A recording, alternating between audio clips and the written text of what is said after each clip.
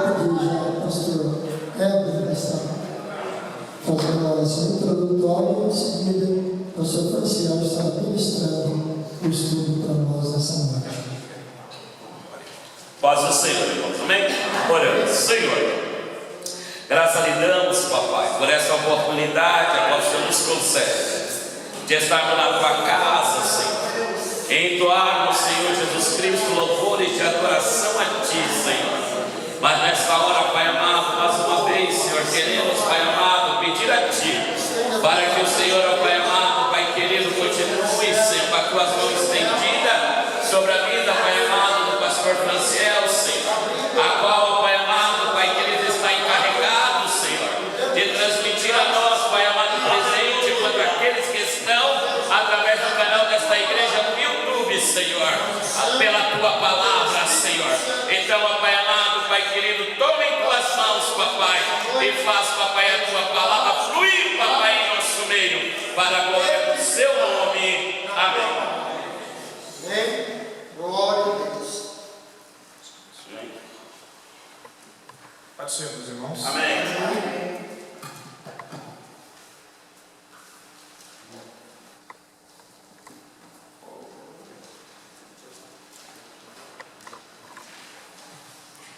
Os irmãos podem abrir comigo suas Bíblias, livro de Romanos, capítulo 3.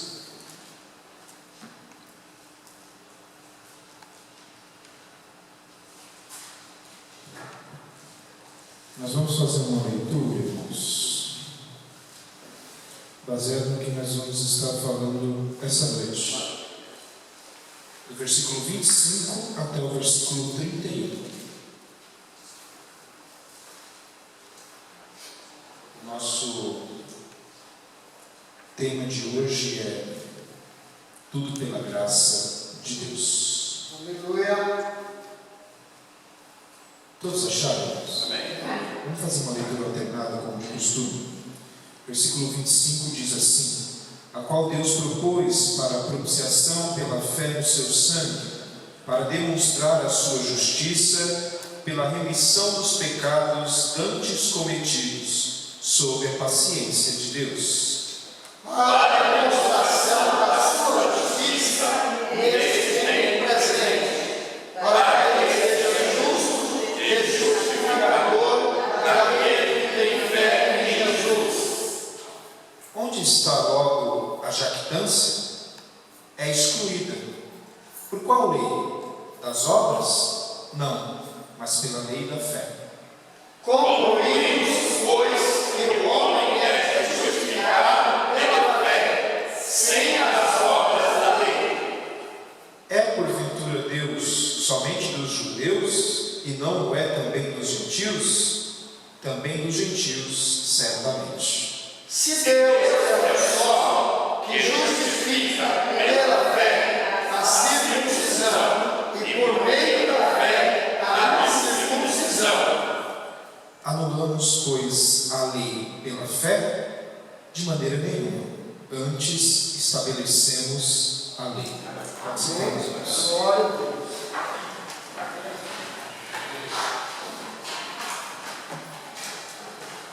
Glória a Deus, aleluia. Parece que hoje, não sei se foi o frio, ou a véspera do feriado, ou as duas coisas, ou esse movimento que existe por aí de protesto, mas a igreja está meio vazia hoje, né? Mas nós vamos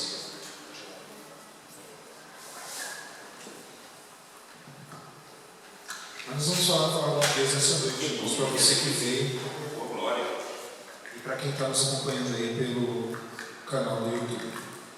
Meus irmãos, antes de entrar no texto de hoje, o texto de hoje encerra o capítulo 3, e esse capítulo ele foi falado durante 3 semanas, essa é a 4ª semana, e eu gostaria de fazer com os irmãos rapidamente, no tempo que a gente tem, porque eu quero encerrar no horário,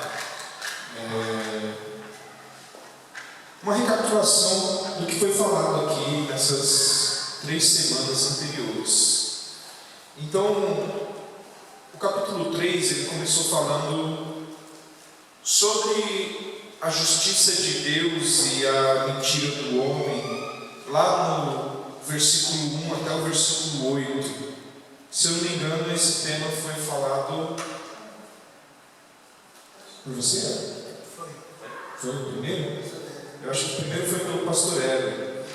E nesse tema, falando da justiça de Deus e da mentira do homem, Paulo ele faz um paralelo, colocando a gente no nosso lugar e colocando Deus no lugar que, não colocando Deus, até é errado usar essa expressão, porque ninguém precisa colocar Deus no lugar que é dele, né?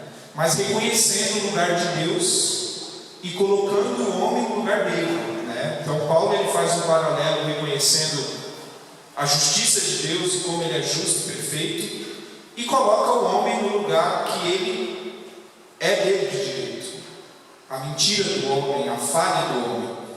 E ficou claro para a gente do versículo 1 até o versículo 8 que o homem ele tem uma inclinação natural para se revoltar contra Deus. E por causa dessa revolta ele acaba questionando o julgamento de Deus. Isso fica claro se você abrir lá no capítulo 3, no início do capítulo 3, você vai ver o homem questionando a Deus 3 vezes, pelo menos 3 questionamentos. O homem faz para Deus, questionando ali o julgamento de Deus e, por consequência, a sua justiça. E Paulo ele diz para a gente, deixa isso claro, que o nosso coração ele nunca quer se sujeitar a Deus por ele mesmo. Nós não temos o poder, eu, Franciel, o pastor, não tenho o Heber, não tenho o Dionísio, o Camilo, o Gilson, nós não temos no nosso coração uma natureza que nos leva a nos submeter à vontade de Deus. Muito pelo contrário, a nossa natureza é contra isso, a gente se submeter à vontade de Deus. A gente quer sempre fazer a nossa vontade, o nosso querer. Prova disso, né? Alguns irmãos não se escandalizam com o que eu vou dizer, mas o nosso presidente ser eleito, porque o Lula agora é o nosso presidente, isso é uma prova disso que eu estou falando aqui para vocês. O coração do homem ele sempre está voltado para fazer o desejo dele, né? Então assim, é até estranho a gente pensar que pessoas que estão ouvindo a palavra de Deus todos os dias, e aqui eu não estou ouvindo falar com os irmãos que eu sou bolsonarista, porque eu não sou, né? Mas é estranho você pensar numa pessoa que ouve todos os dias a palavra de Deus, ir lá na urna eletrônica e votar no camarada igual esse camarada. É difícil você pensar nisso, né? Porque vai contra tudo que a gente defende dentro da Bíblia. E aqui eu não estou querendo dizer que plano de governo é melhor, que proposta é melhor, quem deu comida para os pobres, quem não deu. Não entra nesse mérito, aqui na igreja a gente não discute política, né? Mas eu estou dizendo para os irmãos o seguinte, eu estou dizendo para os irmãos aqui uma questão de ideologia. Eu estou falando de ideologia. E nós, qual a nossa ideologia aqui? A nossa ideologia é essa. Então eu sou obrigado, não é? eu não tenho opção. Eu sou obrigado a rejeitar veementemente toda ideologia que é contra isso aqui. Isso não é facultativo para os irmãos. E eu precisava falar isso aqui nessa noite. Isso não é facultativo. Não é algo que o irmão precisa decidir se ele quer fazer ou não. Você é obrigado a fazer. Você é obrigado. Porque senão você precisa rever os seus conceitos de cristão. Se você não defende a Bíblia e o que a Bíblia defende, talvez a gente precisa rever onde é que a gente, como a própria palavra de Deus vai dizer, onde é que a gente caiu e errou, voltar lá, se arrepender e pedir misericórdia a Deus. A gente precisa disso, porque o reflexo de um país com 50% das pessoas apoiando o camarada que já saiu da cadeia por uma manobra, e ainda depois de tudo isso você vê a pauta de governo do camarada, saber que o camarada é a favor de aborto, em outras palavras, homicídio, porque aborto é homicídio, É você matar uma criança que está dentro do ventre. Mas aí alguém vai falar assim: não, mas a mãe também tem direito. Tem direito de matar. Um crente que apoia o aborto, irmãos, desculpa, está precisando ler a Bíblia, né? Então assim, eu sei a favor de aborto, eu sei a favor de ideologia de gênero. Em outras palavras, está querendo dizer o quê? Não, governo, Estado pode ensinar o meu filho que quando ele fizer 12, 13 anos é quem vai decidir se ele é mulher ou se ele é homem. Gente, a gente precisa acordar como igreja.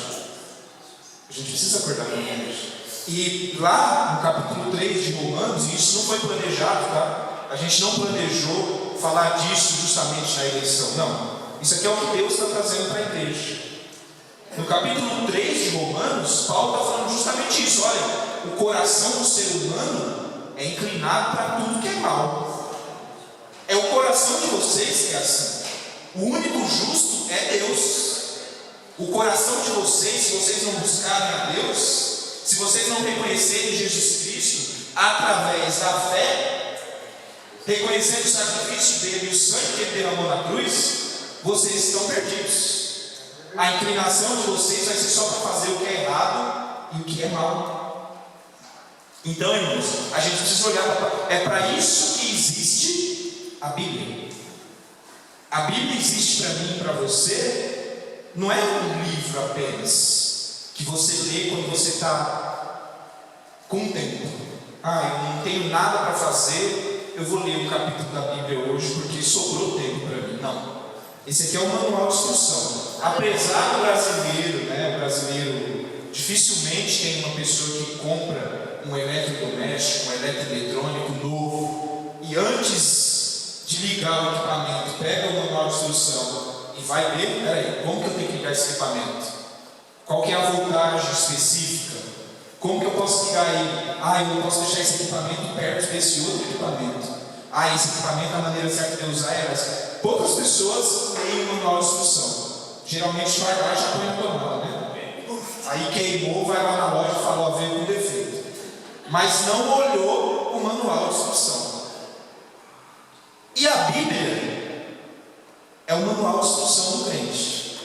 Se você não lê ela, quem vai acabar dando defeito é você. E aí, irmãos, Jesus ele pode te consertar nessa noite. Ele pode me consertar. Mas ele nos conserta através disso aqui. Palavra de Deus. Então, irmãos, voltando aqui, eu estou dentro do texto, tá, irmãos? Somos uma raça corrompida. É só você olhar para os vídeos que estão sendo veiculados hoje aí na mídia, né? Pessoas atacando os crentes, dizendo que agora vocês vão ver, agora, né? Como se a gente estivesse morrendo de medo dessas ameaças, né? Porque a gente não está. Porque quem continua no controle de tudo é Deus, amém? Quem continua no controle de tudo é Deus. Então, assim, se existe alguém com medo, tem que ser eles lá fora, porque Jesus está voltando para julgar. A gente não. A gente não tem medo disso, de ameaças, de nada disso. A igreja vai permanecer, porque quem instituiu ela foi Jesus, não foi qualquer um. Então, irmãos, mas dentro desse contexto, a gente é uma raça corrompida. E aí nós somos vários pecadores, só que com um detalhe: no universo que é controlado, guiado por um único Deus, que é o nosso Deus. Então, irmãos, se nessa noite você está sem paz por causa da eleição, por causa de algo que aconteceu, descanse o seu coração, porque Deus continua no controle de tudo, de cada detalhe, de cada vírgula. A história, quem escreve é Deus, né? Quem escreve a história é Deus. Então, tranquilize o seu coração.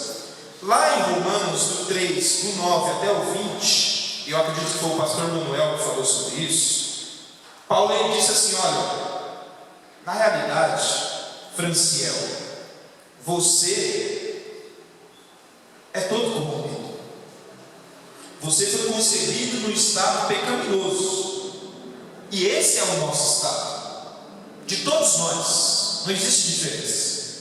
E por que Paulo precisava colocar o ser humano Porque se você pegar o capítulo 3, até o versículo 24, Paulo vai estar falando assim, ó, o estado de vocês é deplorável. Vocês são completamente dependentes de Deus. Vocês precisam de Deus para tudo. Vocês não têm poder nem de decidir sobre a vida de vocês. Se Deus falar assim para o Franciel, ó Franciel, vai lá, faz o que você quer, pode ter certeza que o final do Franciel vai ser triste. Você não sabe o que escolher. Eu tenho que te guiar. Nesse sentido, todos nós somos completamente dependentes da graça de Deus. É isso que Paulo estava querendo dizer. Então, eu tenho uma má notícia para você nessa noite, que pode ser uma boa notícia também. Se você pensa nessa noite que você controla a sua vida, você está enganado. Você não controla a sua vida. Quem controla a sua vida é Deus. Mas aqui a gente precisa abrir um parênteses. Lutero, e aí a gente está até lembrando de Lutero, porque ontem a gente comemorou mais um ano da Reforma, né? A Reforma Protestante, dia 31 de outubro de 1517, né? De 1517. Então ontem a gente comemorou mais um ano. E Lutero, quando ele estava colocando aquelas 95 teses lá na porta da igreja de Wittenberg, na Alemanha, ele chegou à conclusão que a reforma precisava acontecer, e ele não foi lá perguntar para o Papa o que ele precisava fazer, ou ele não chamou as pessoas e falou assim, vamos fazer um botinho, agora a gente não aceita mais isso. Não, ele olhou para a Bíblia, viu que 98% das pessoas daquela época não sabiam ler nem na língua deles, que era o alemão ali na época, e que não existia Bíblia. Os padres faziam a missa em latim, ninguém sabia falar latim, ninguém nem sabia o que isso queria dizer. E o padre pegava e falava assim, olha, você tem que fazer isso, fazer isso, fazer isso, fazer isso, para você ir para o céu. Para você conseguir a sua salvação, por aqui.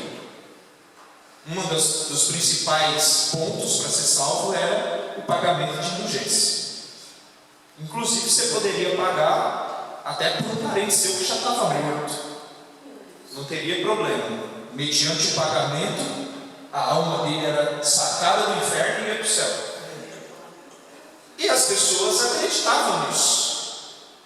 Irmão, você imagina uma época onde ninguém tem acesso à informação. Ninguém sabe ler. Eu não podia contestar. Como eu vou contestar você se você falar para mim assim, Franciel, a Bíblia está escrito isso. Se eu não sei ler, como que eu vou te contestar? Se eu não posso pegar a Bíblia lá, abrir e ler ela. Então ninguém podia contestar. Simplesmente eram enganados. E Lutero, que era padre e morreu como padre, ele falou, não, está errado isso. Isso está errado. Isso não está na Bíblia. Ele foi lá na porta da igreja de Wittenberg, escreveu 95 teses e pregou lá na porta, na língua do povo. Traduziu do latim, colocou lá no alemão, na língua que todo mundo entendia. E falou assim, ó, é isso aqui. O caminho é esse. O caminho é esse.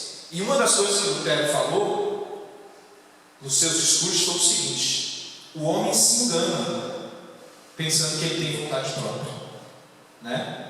Porque o que mais a gente ouve dentro da igreja é a palavra assim, livre-arbítrio. Eu tenho livre-arbítrio. Nessa noite eu quero dizer para você, você tem arbítrio, mas livre-arbítrio você não tem. Existe uma diferença entre livre-arbítrio e arbítrio. Você tem arbítrio. O arbítrio é o quê? É a escolha, você tem. Mas ele não é livre. Você está sempre sendo influenciado por alguém. E Lutero falou o seguinte: quem não é influenciado por Deus, automaticamente está sendo influenciado pelo diabo.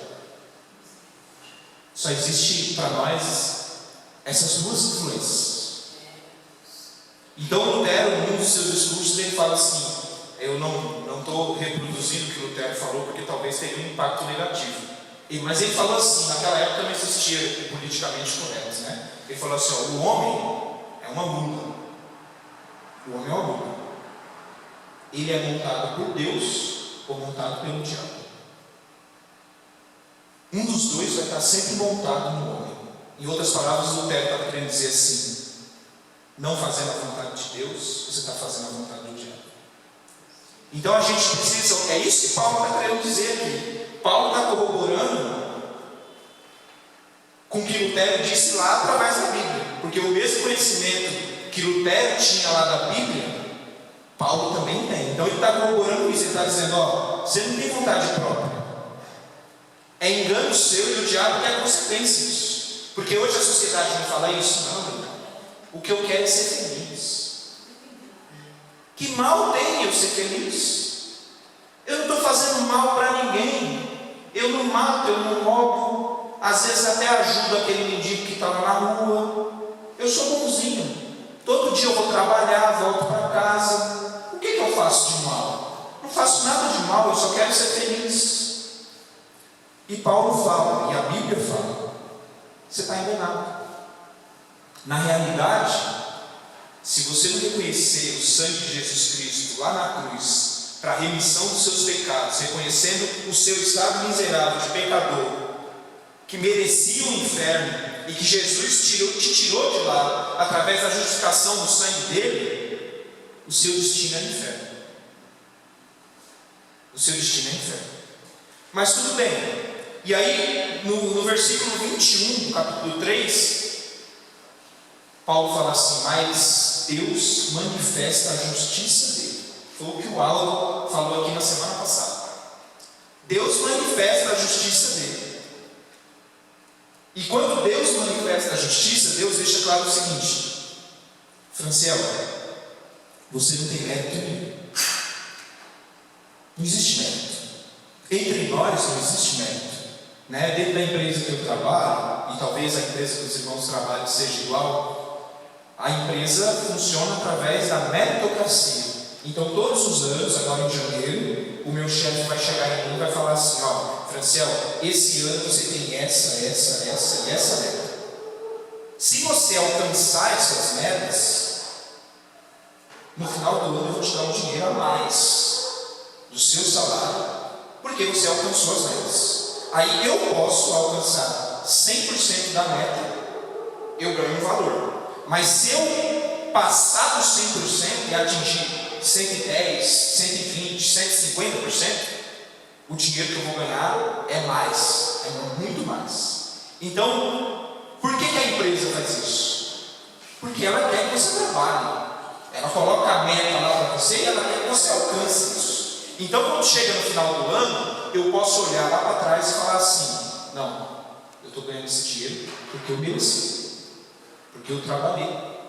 Colocaram um desafio para mim e eu alcancei o desafio que eles me colocaram. E às vezes até ultrapassei aquilo que eles tinham colocado para mim como meta. Então, eu me sinto orgulhoso. Eu cumpri o meu trabalho durante o ano e atingi minha meta.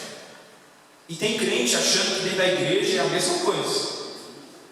Mas dentro da igreja é diferente, irmãos. Dentro da igreja ninguém tem mérito. Dentro da igreja é assim, ó. Jesus morreu lá na cruz. Justifica você, que não merece nada. Não, corrijo. Justifica você e eu, que merecemos o inferno. Que é isso que a gente merece. Aí Jesus vai lá, justifica o Franciel. Jesus pega todo o pecado que tinha no Franciel, todo o pecado do Franciel, transfere para ele. E pega o sangue dele perfeito e derrama sobre a vida do Franciel. A partir daí eu consigo ser justificado e Deus começa a olhar para mim de novo, porque o meu pecado era tão grande que Deus não podia olhar para mim, eu não podia ter contato com Deus, porque Deus é santo, mas através da justificação de Jesus Cristo, aí Deus passa a ter contato conosco de novo. É como se Deus olhasse e falasse, agora Franciel, eu consigo ter contato com você, porque antes não dava. Mas isso é única e exclusivamente pela graça de Deus. Graça é o quê? Favor imerecido. Eu não mereço, você não merece. Então, irmãos, dentro da igreja não existe ninguém melhor. E também não existe ninguém pior. Todos são iguais. Todos são iguais. E o nosso objetivo é o mesmo. Por isso que o Salmo 103 fala assim: olha, ó quão bom e quão suave é que os irmãos vivam em união. 133, né? 33. Então assim, ó quão bom e quão suave é que os irmãos vivem em união. Porque os irmãos hão de convir comigo que não faz muito sentido. Se nós temos um único objetivo e estamos todos no mesmo patamar, como que a igreja pode ser desunida? Não faz sentido. Não faz sentido eu ter nada contra a Lida, ou contra a Elaine, ou contra a Dani, ou contra a Noêmia, ou contra a irmã Maria, ou contra a irmã Marta. Não faz sentido. Porque nós estamos caminhando a mesma jornada. O mesmo sangue que está sobre a vida delas está sobre a minha. O mesmo preço que Jesus pagou por mim, pagou por elas também. Então não faz sentido a gente olhar para a igreja e ver a igreja dando atenção para tanta picuinha. Não, porque o Milton Camilo é mais bonito que eu, então eu gosto dele. Eu não gosto do Edson, porque o Edson tem 52 anos e parece que tem 25. E eu tenho 30 e parece que tenho 52. Não gosto dele. Eu não gosto da Leda, porque a Leda troca o pneu de carreta e eu não consigo trocar no meu carro. Não gosto dela. Ou eu não gosto do Weber, porque o Weber não sabe dirigir da ré na Dutra, ou perdão, não é que eu ia falar disso. Mas chegando comigo. Chega. Então, irmãos, se vocês pararem para pensar e analisar a Bíblia, e é isso que Deus quer que a gente faça, não faz sentido a gente viver desunido. É como se Jesus um dia falou assim, quem me serve de verdade, não só de boca, mas me serve de coração, é quem faz a minha vontade. Então, existe um termômetro para a gente saber quem serve a Deus e quem não serve. Quem serve a Deus faz a vontade de Deus. É assim que Jesus julgou. Jesus falou assim: é fácil você falar que me serve. Quem me serve tem que fazer uma coisa: negue-se a si mesmo, pegue a sua cruz e me siga. Então quem faz a minha vontade é quem é meu servo de verdade. Jesus estava falando isso. Então, eu trazendo isso para a igreja, é como se Deus falasse: gente, se vocês têm aí a minha palavra, porque esse livro foi escrito durante mais de 3.000 anos, por pessoas diferentes, em locais diferentes, pessoas que nunca se viram, de culturas completamente diferentes, e não existe uma contradição dentro desse livro. Pessoas morreram, se sacrificaram, muitas, milhares, para que eu e você tivesse acesso a isso hoje. E tem gente achando que eu vou buscar um profeta, porque eu quero saber qual é a vontade de Deus para mim. E Deus está olhando para você e falando: meu filho, abra aquela Bíblia que você tem lá na sua casa, que eu quero falar com você qual é a vontade que eu tenho para você. Já está lá. Está lá, gente. E quando a gente não para observar isso, a gente acha que a gente tem mérito. Outra coisa é que a gente não tem como se justificar. Só quem pode justificar a gente é Jesus Cristo. Não adianta você pensar que eu estou justificado. Sabe por quê? Eu oro todo dia 6 horas. Uma vez eu vi um irmão veio aqui pregar, acho que era num trabalho que eu estava fazendo de manhã. E acho que isso muitos anos atrás. E aí o irmão chegou aqui, ele pegou e falou assim: irmão, hoje vai ser uma bênção aqui. Deus me falou que vai ser uma bênção. Aí eu falei: olha Deus, amém. Porque eu venho de 8 horas de oração sem tirar o joelho do chão. Aí eu falei: o irmão realmente sincero com os irmãos, eu não consigo ficar 8 horas ajoelhado. Né? Eu nem tento, porque se eu ficar 8 horas ajoelhado, eu tenho que sair daqui direto para o hospital. Né? Já tem outra embolia pulmonar, já tenho que parar lá. Então eu nem tento. Mas eu fiquei pensando depois qual seria o motivo para o irmão falar isso aqui no microfone para a igreja toda. Teria outro motivo para o irmão falar isso, a não ser se engrandecer? A achar que existe algum mérito no fato dele ter orado 8 horas consecutivas? Mal sabe ele que o irmão lá no último banco, na sua humildade, que fechou o seu olho e pediu algo a Deus em 1 minuto, Deus pode ter atendido o irmão e não ter ouvido as 8 horas de oração dele. Porque muitas vezes, irmãos, a gente acha que tem mérito. Mas eu quero dizer para você nessa noite, a única maneira de você receber o que vem de Deus é de uma maneira, se humilhando diante dele, reconhecendo o seu estado de pecador e miserável, e dizendo assim: olha, é só acreditando no Senhor Jesus Cristo, através do seu sacrifício, é que eu posso alcançar algo de Deus. É por isso que a própria Bíblia vai dizer que quem se humilha, Deus exalta, mas quem se exalta, Deus abate. Então, por isso que a gente precisa olhar para a Bíblia. Mas eu estou só dando a introdução para vocês aqui, irmãos, porque eu vou entrar no texto agora, né? E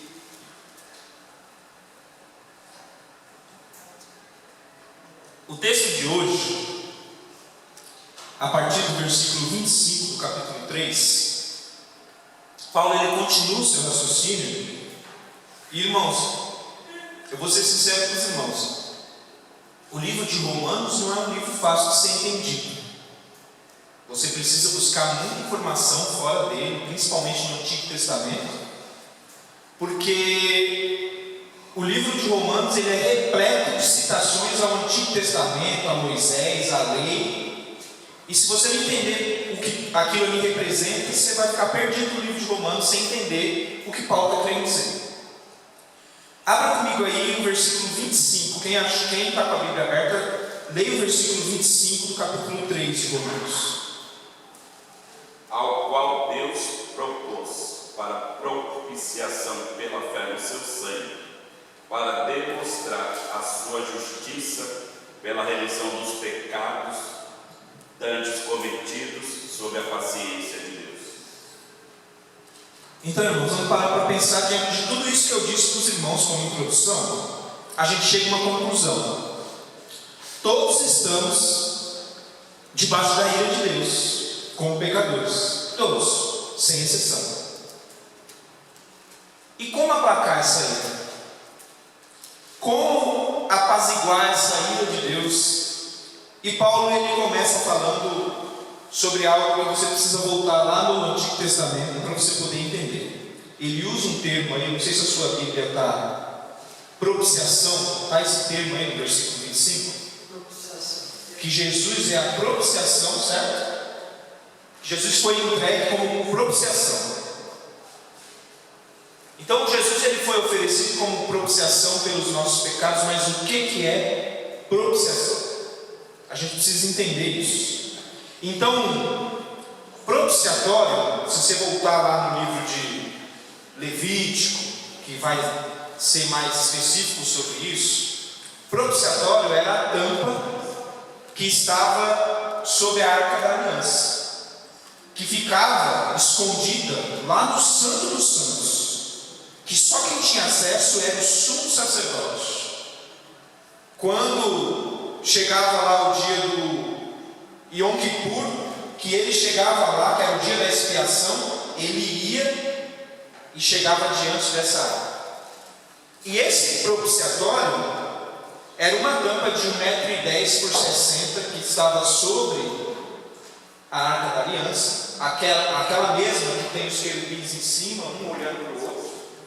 Isso está lá no livro de Levítico. E esse propiciatório, quando o sumo sacerdote tinha que entrar no Santo dos Santos, ele tinha que fazer duas coisas. A primeira era, ele sacrificava um novilho, e o sacrifício desse novilho era para a remissão dos pecados do sumo sacerdote. Então, primeiro ele sacrificava o novilho para os pecados dele, para que Deus não se irasse através do pecado dele. Então, primeiro ele sacrificava ali um cordeiro para ele, reconhecendo o pecado dele, por ele. Depois, ele tinha que sacrificar outro animal quando chegava lá, dessa vez pelo povo. Então, quando ele entrava para chegar no Santo dos Santos, ele tinha o sangue de dois animais sobre ele. O animal que ele tinha sacrificado por ele, pelos pecados dele, e o animal que ele tinha sacrificado pelos pecados do povo. Quando ele chegava lá diante da Arca da Aliança, tinha uma tampa sobre ela. E aí ele pegava o sangue e despejava sobre aquela tampa. Isso é o propiciatório. Isso é o propiciatório que Paulo está falando aqui.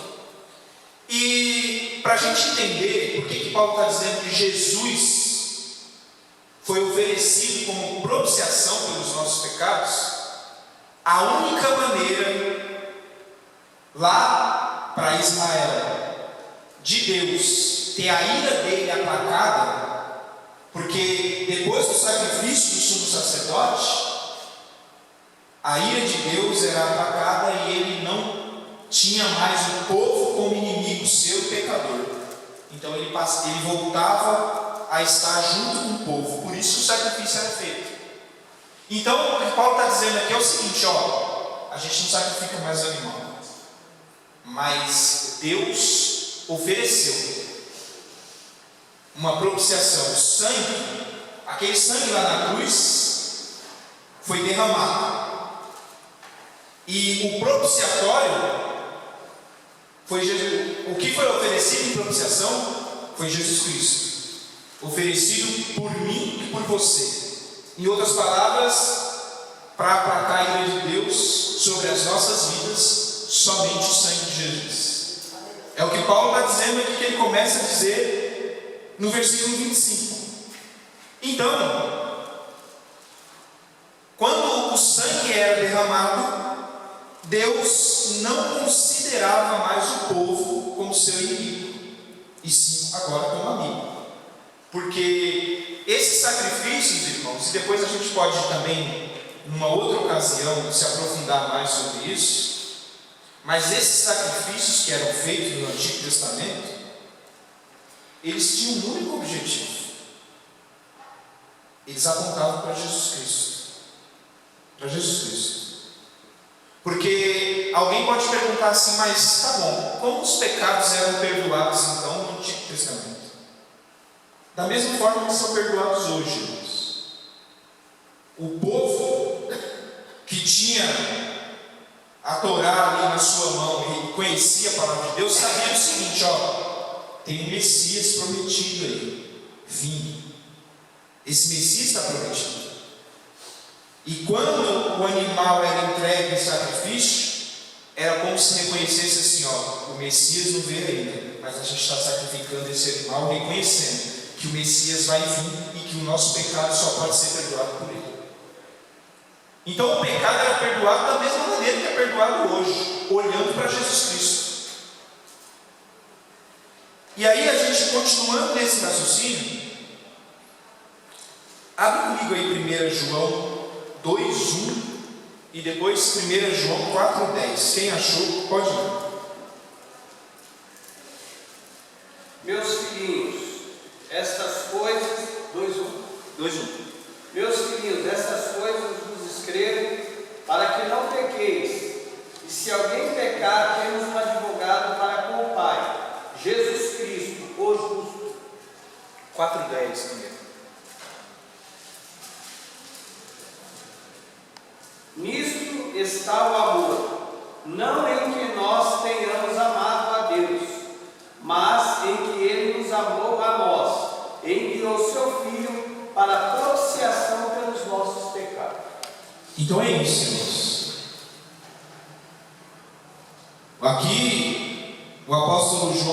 falando o seguinte, ó, não existe maior prova de amor.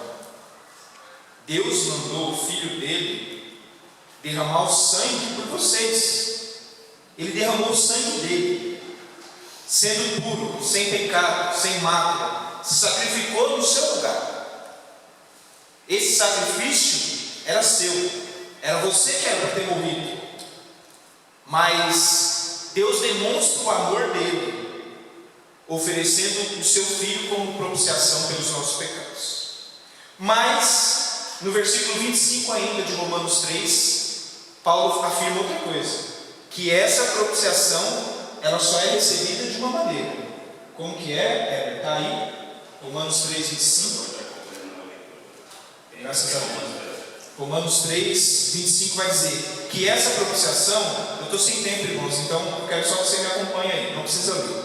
Mas ele vai dizer que essa propiciação ela só é recebida de uma maneira, através da fé em Jesus Cristo. Só assim. E a gente tem uma tendência natural a achar que fé é simplesmente acreditar que Deus pode fazer algo que a gente não pode. E a fé não é única e simplesmente isso. Hebreus vai dizer assim, ó, a fé é o firme fundamento. Firme fundamento. A prova das coisas que não se vê, mas se espera. Então a fé não é um simples ato de eu acreditar que Deus pode fazer milagre. A fé não se resume a isso.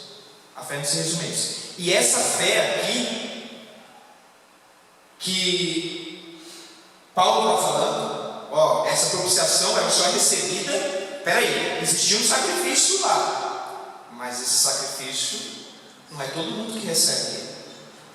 Esse sacrifício ele só é recebido através da fé. E essa fé aqui, é como se eu estendesse uma mão minha vazia, não estou te oferecendo nada, estou me estendendo a mão vazia, esperando você me dar um presente, mesmo sem eu merecer nada. É isso que todos os dias a gente faz para Deus. Você não tem nada para oferecer para Deus. Mesmo assim, você recebe o presente de Deus, o maior presente. A vida eterna, através de Jesus Cristo. Então essa fé aqui, é essa fé sobrenatural. Essa fé sobrenatural não é simplesmente, eu acredito que eu posso ganhar na Mega Sena e ficar rico. Não, não estou falando disso. Eu estou falando aqui de algo sobrenatural. De você crer no sangue que foi derramado por você. E que é só através desse sangue que você vai ter acesso a Deus.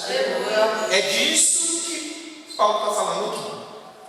E essa confiança, ela tem que estar segura no sacrifício que Jesus Cristo fez lá no Calvário. Essa confiança não pode ter hesitação. Lá em Apocalipse, vai ter um conselho para uma das igrejas. Olha, tu, porém, guarda o que tens, para que ninguém tome a tua coroa. E a Bíblia faz todo sentido, não existe contradição na Bíblia. E esse texto conversa com isso aqui, com esse pensamento. Olha, essa fé sua não pode ter hesitação. Não existe hesitação nessa fé aqui. Essa fé no sacrifício de Jesus Cristo, ela não pode ter dúvida. Porque tem crente que duvida que ele é salvo. Tem crente que fala assim, não, de verdade eu não sei não tenho aquela segurança não. Sei, a gente vai descobrir mesmo, né? Não, irmão, você tem que ter convicção, segurança. Jesus morreu por você, o sangue dele te alcança nessa noite. Eu preciso correr, irmãos. Mas a gente recebe esse sacrifício, a propiciação de Jesus Cristo, através da fé, mas também sem mérito nenhum, através de alguma coisa que está escrito aí também no versículo 25. Irmãos, eu ainda estou no versículo 25, tá? Através da paciência de Deus. É o que está escrito aí. Como está escrito aí na sua Bíblia, pastor? É paciência? Sobre a paciência de Deus. Então, Deus pega e oferece o filho dele, o sangue do filho dele, por você, por mim. A gente não merece. Aí a gente tem essa fé sobrenatural. Olha, realmente eu creio no sangue de Jesus me purificando de todo pecado. Eu creio que isso vai me trazer salvação. Eu creio. Mas você só alcançou isso por causa da paciência de Deus. Porque Paulo está querendo dizer aqui o seguinte: olha, Deus foi extremamente paciente com vocês. Antes de Cristo, pessoas foram salvas, sem sombra de dúvida. Pecados foram perdoados antes de Cristo. Mas você já teve um relacionamento com uma pessoa? Eu acredito que todo mundo já passou por isso na vida, né? Você tem um relacionamento com uma pessoa e aquela pessoa é problemática. Muito problemática. E geralmente ela te traz problema.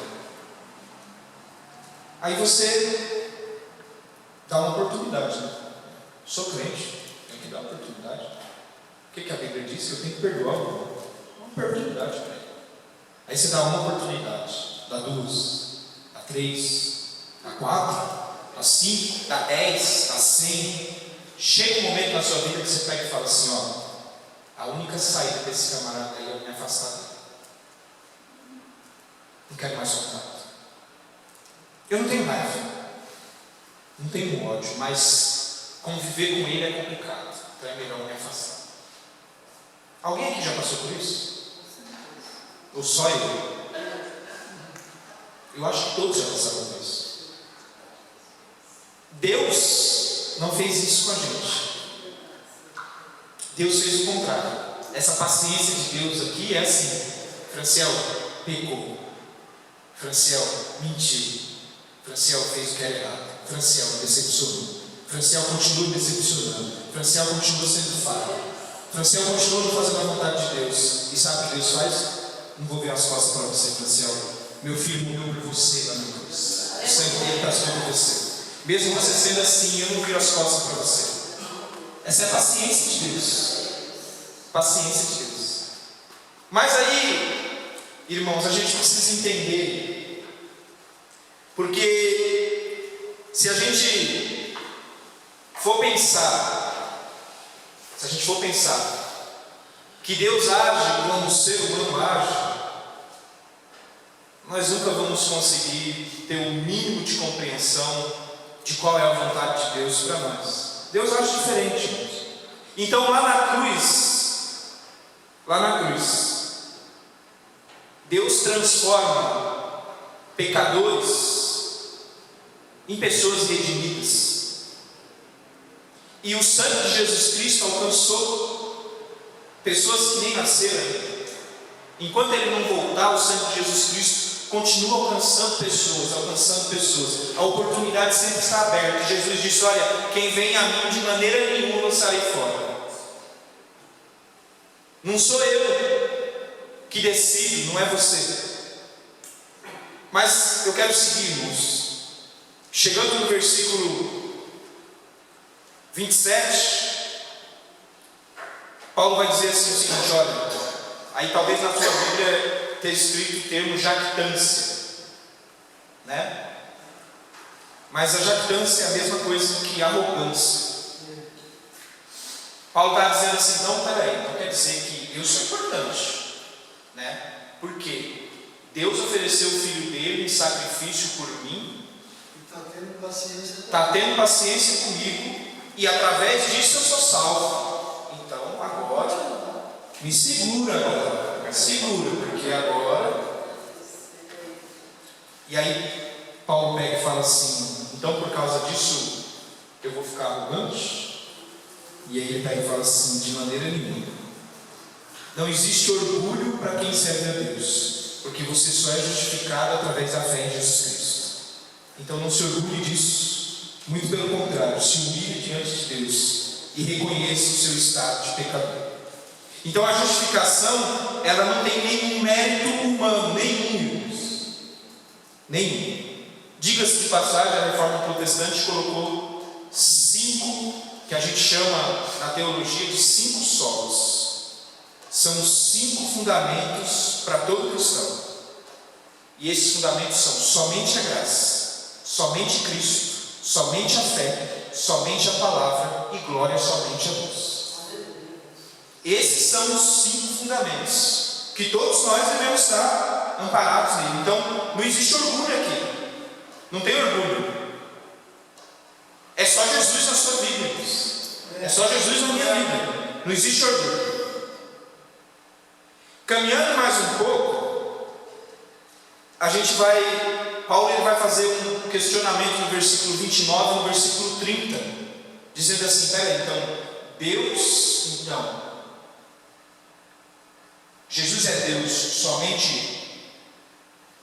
somente dos israelitas, somente dos judeus, ou ele é apenas dos gentios?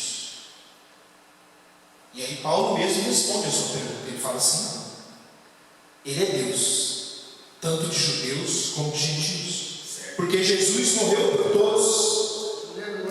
Então para Deus não existe, irmão, por mais que eu, Franciel, faça acepção de pessoas, que eu aponte para alguém e fale: não, esse aí não, esse aí com certeza não.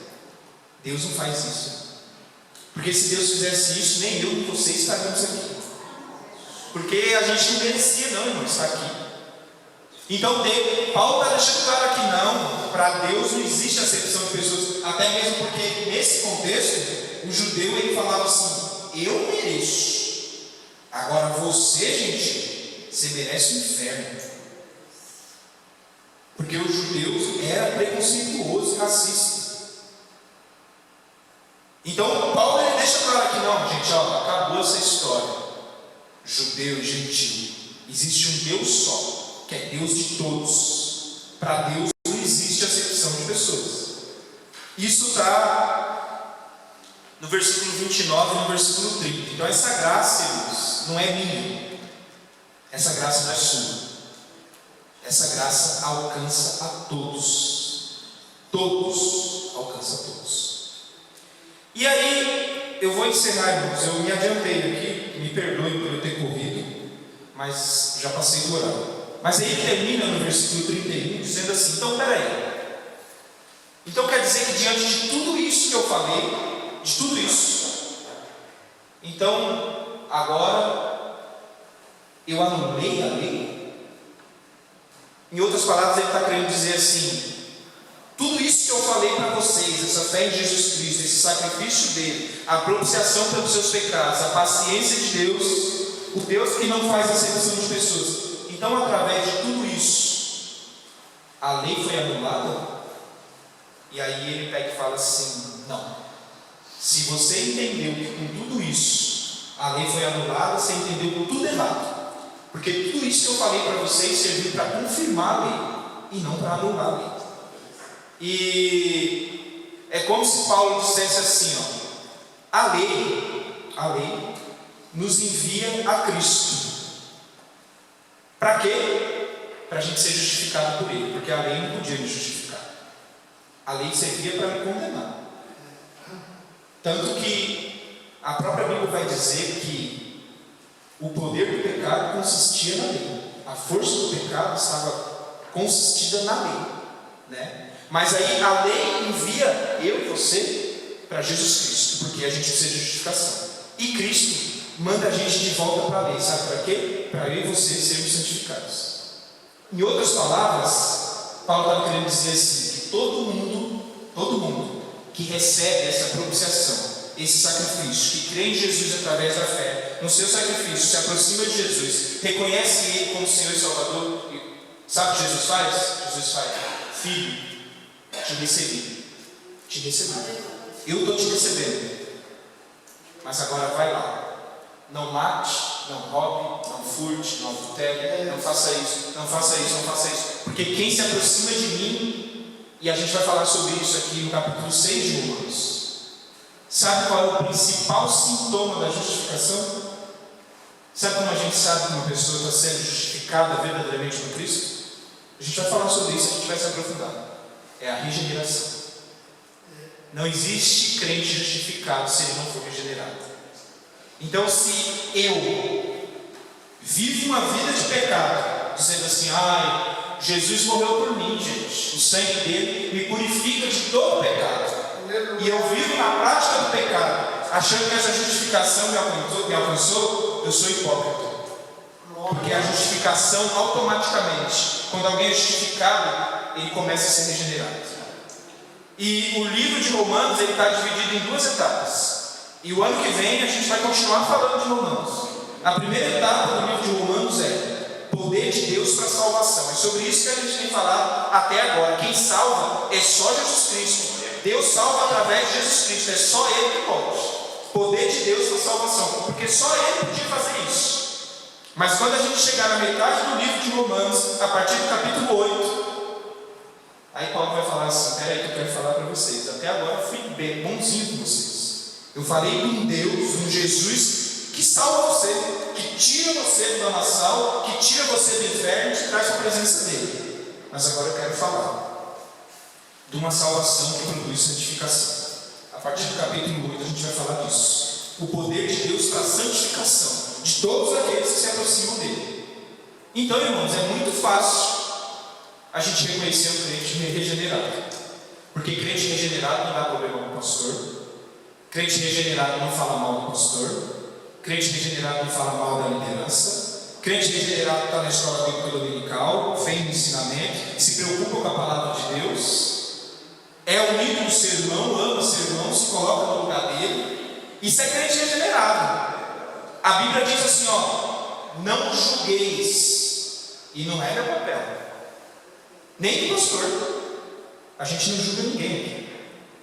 Não julga. Mas existe um termômetro. Existe um termômetro que a gente analisa a vida das pessoas. E quem é regenerado por Jesus Cristo tem uma vida diferente de acordo com a palavra dele. Eu quero encerrar, irmãos, fazendo uma aplicação. Abra comigo lá 1 João capítulo 1 e versículo 9.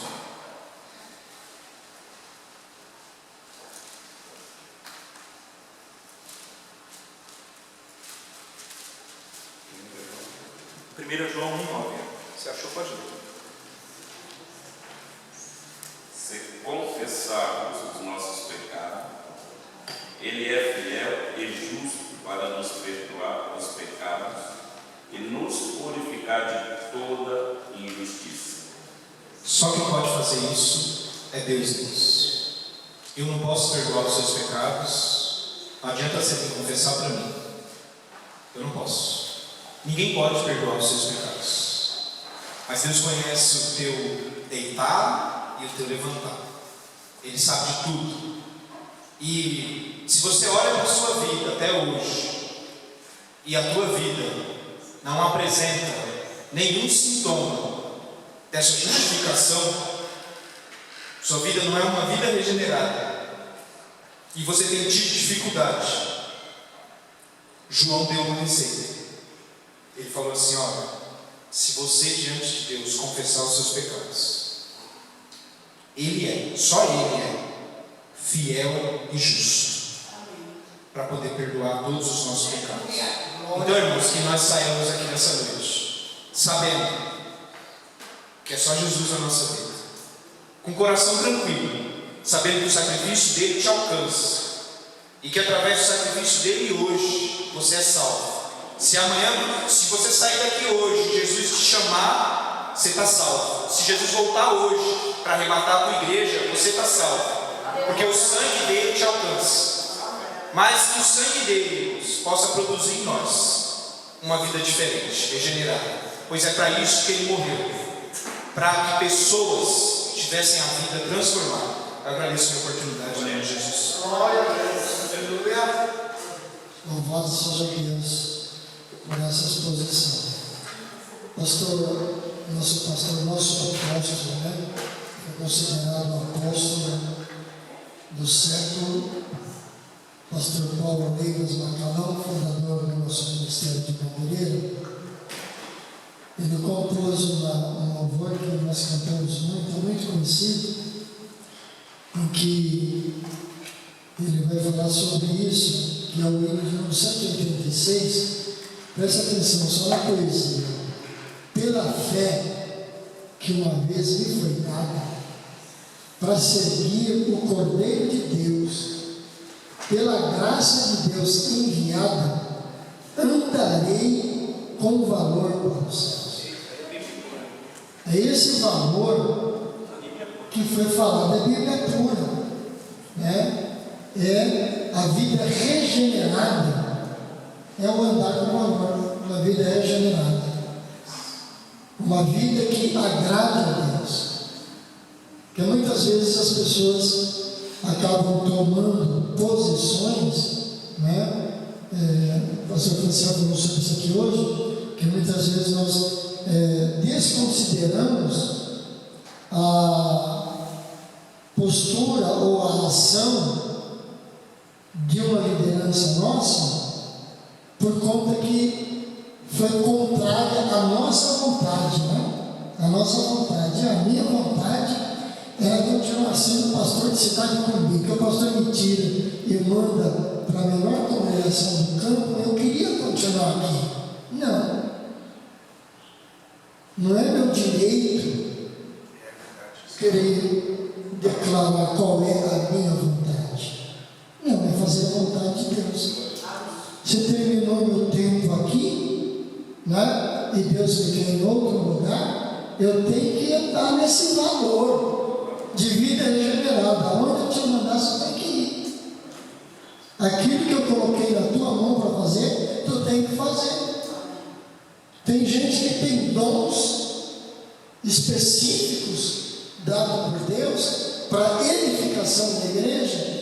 Ninguém acredita em mim, ninguém gosta de mim, não vou mais falar, não vou mais profetizar, né? Para com isso, vamos andar de valor. É isso que nós estamos aprendendo, é andar de valor em valor, fazendo a vontade de Deus. Amém? Está muito gostoso esse estudo. Eu vou continuar em nome de Jesus. Amanhã nós estamos aqui. Semana que vem, na próxima terça-feira, nós vamos entrar no capítulo 4 e está gostoso, né? Olha só os temas que vai dar no capítulo 4, misericórdia. Do 1 ao 8, é pela fé e não por obras. Do 9 ao 12, Abraão, pai da fé de judeus e de gentios. Do 13 ao 16, não existe justificação pela lei, somente pela graça de Deus. E finalizando, na última terça-feira de novembro, do 17 ao 25, a fé de Abraão. E por isso, Abraão é considerado o pai da fé, porque ele deixou o melhor exemplo, né, de andar de valor em valor. Sai do meio da tua parentela, deixa a tua pátria e caminha para uma terra que eu te mostrarei, né? Que eu te mostrarei. E como cristão, nós estamos caminhando para uma terra que nos será mostrada. Gente, quinta-feira, dia 3, o culto da vitória com os irmãos no círculo de oração. Nós teremos aqui no nosso tempo permanecido em Jerusalém até ser revestidos de poder. Quem vai estar pregando é o pastor Josué Fiuza, está louvando a Deus aqui a cantora Carmen Lúcia. E vamos estar aqui juntos louvando a Deus. Amém, queridos? Coloquemos de pé. Pastor olha. Oramos, queridos, amém? Senhor Deus, Pai e Salvador Jesus Cristo, Gratos a Ti, Senhor Jesus Cristo, pela Tua bondade, Senhor. Mais uma vez, Senhor, para conosco, Senhor, neste lugar.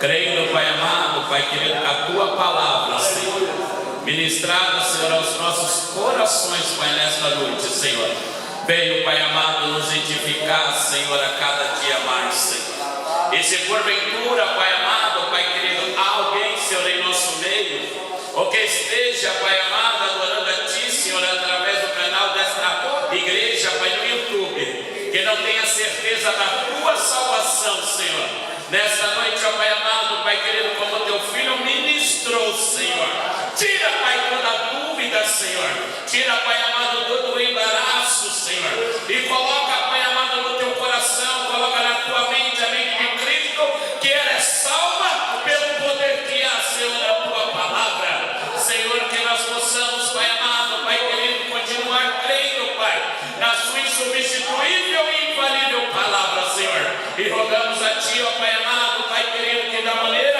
a qual o Senhor nos trouxe, Senhor, nos dá também, Senhor Jesus Cristo, uma volta, Senhor, aos nossos lares. Ah, Senhor amado, Pai querido, também quero pedir a Ti, Senhor, para que aqueles, Pai amado, que porventura, Senhor, no dia da manhã não irão trabalhar, Senhor, porque estarão gozando, Senhor Jesus Cristo, do feriado, Senhor, que as Tuas mãos possa, Pai amado, estar estendido, Pai amado, sobre a Tua vida e sobre a Tua casa, para a glória e louvor do Seu nome. Amém. Irmãos, aproveitando que os irmãos estão de pé, vamos fazer uma oração pela irmã Priscila, nossa irmã aqui na igreja. O pai dela faleceu, acho que na madrugada passada, e o velório será amanhã.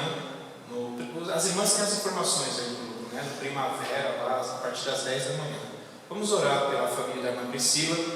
Para quem não sabe, o pai da Priscila é tio do William, então eles são parentes. Então vamos orar pela Priscila, pelo William, para que Deus conforte o coração dessa família. Amém? Maravilhoso Deus e eterno Pai, em nome de Jesus, Senhor, eu te louvo, te exalto, te agradeço pela vida, Senhor, dos teus servos aqui. E nesse momento eu quero te pedir, Senhor, pela vida da tua serva Priscila, do William, Senhor, em nome de Jesus, estende as tuas mãos sobre essa família que perdeu um ente querido, Pai. Conforte os corações, nós sabemos que nesse momento só o teu Espírito Santo pode consolar, Pai. Estende as tuas mãos sobre a vida dessa família, Senhor. Consola os corações, Senhor. Também da Esther, Pai, em nome de Jesus, Senhor. Que o Senhor possa, Senhor, consolar esses corações, tirando, Senhor, toda a tristeza, entendendo, Pai, que a morte faz parte da vida, mas que um dia estaremos todos juntos novamente, Senhor, e te adorando, Senhor, na beleza da tua santidade. Em nome de Jesus, Senhor, eu te peço e te agradeço. Amém, Jesus. Glória a Deus. Vamos declarar, depois desse estudo, o coro do 186. Vamos juntos? Quero dar de valor em valor e seguir a Jesus, meu Senhor, até que um dia receba no céu a coroa querida de Deus. Amém? Que diremos para essas coisas? Deus é por nós. Tudo posso naquele que me fortalece, e a vitória é nossa pelo sangue de Jesus. Que a graça do nosso Senhor e Salvador Jesus Cristo, que o amor de Deus, nosso Pai Celestial, que a comunhão e as doces consolações do Santo Espírito sejam sobre todo o povo de Deus, e assim permaneça hoje e sempre. Todos dizem amém. Deus abençoe a todos. Em nome de Jesus.